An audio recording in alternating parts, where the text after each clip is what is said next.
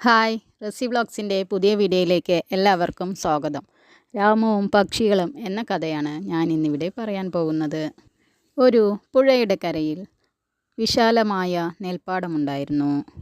പുഴയുടെ മറ്റേ കരയിലോ ധാരാളം മരങ്ങളും അതിൽ നിറയെ പക്ഷികളും താമസിച്ചിട്ടുണ്ടായിരുന്നു. രാമു എന്ന കർഷകൻ്റേതായിരുന്നു ആ നെൽപ്പാടം.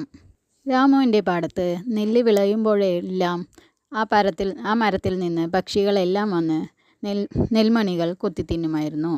അങ്ങനെ രാമു കരുതി പക്ഷികളെല്ലാം കൊത്തിത്തിന്നുന്നത് കൊണ്ട് വിളയിൽ നല്ല നഷ്ടമുണ്ടായി എന്ന്. അങ്ങനെ പക്ഷികളെ കൊണ്ട് പൊറുതുമുട്ടിയ രാമു അവയെ പിടികൂടാൻ തന്നെ തീരുമാനിച്ചു. ഒരു ദിവസം പാടത്ത് വല വിരിച്ച് രാമു കാത്തിരുന്നു. നെൽമണികൾ തിന്നാനായി പക്ഷികൾ കൂട്ടത്തോടെ പറന്നു വന്നു. അങ്ങനെ പക്ഷികളെല്ലാം തന്നെ വലയിൽ കുടുങ്ങി. ആ എല്ലാത്തിനെയും പിടിച്ച് രാമു വലിയ കൂട്ടിലാക്കി ദൂരെയുള്ള വനത്തിൽ കൊണ്ടുപോയി വിട്ടു. രാമു സന്തോഷത്തോടെയും സമാധാനത്തോടെയും തിരികെ വീട്ടിലേക്ക് പോന്നു. എന്നാൽ കുറച്ച് ദിവസങ്ങൾ കഴിഞ്ഞപ്പോഴാണ് രാമു ഒരു കാര്യം ശ്രദ്ധിക്കുന്നത്. പാടത്തെ നെൽച്ചെടികളെല്ലാം തന്നെ കരിയാൻ തുടങ്ങിയിരിക്കുന്നു. നെല്ലോലകളോ പുഴുക്കളെല്ലാം കടിച്ച് തിന്നുകൊണ്ടിരിക്കുന്നു. പക്ഷികൾ ഉള്ളപ്പോഴത്തേക്കാൾ വലിയ നഷ്ടമാണ് വന്നിരിക്കുന്നത് എന്ന് രാമു തിരിച്ചറിയുന്നു.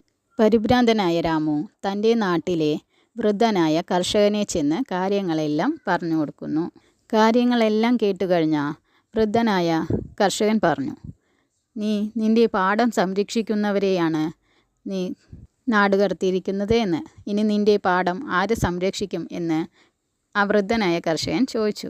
അങ്ങ് പറഞ്ഞത് മനസ്സിലായില്ല, രാമു സംശയത്തോടെ ചോദിച്ചു. നീ പിടികൂടി കാട്ടിലേക്ക് വിട്ട പക്ഷികളായിരുന്നു നിൻ്റെ പാടത്തിൻ്റെ സംരക്ഷകർ എന്ന് ആ വൃദ്ധനായ കർഷകൻ പറഞ്ഞു. പാടത്തും നെൽച്ചെടികളിലെല്ലാം വളരുന്ന കൃമികീടങ്ങളെ കൊത്തിത്തിന്ന് അവ നിൻ്റെ കൃഷിയെ സംരക്ഷിക്കുകയായിരുന്നു.